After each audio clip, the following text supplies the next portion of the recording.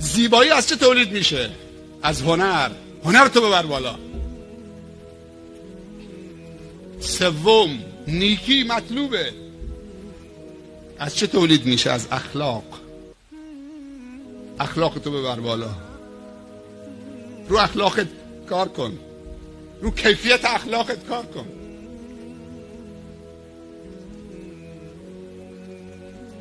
اخلاق چطوری زیبا میشه؟ و انجام دادن خوبی ها و انجام ندادن بدی ها. با انجام دادن خوبی ها تو اخلاقت از نظر کیفی ارتقا پیدا میکنه و با انجام ندادن بدی ها هم چه؟ تو اخلاقت ارتقای کیفی پیدا میکنه. پس آگاهی از علم و زیبایی از هنر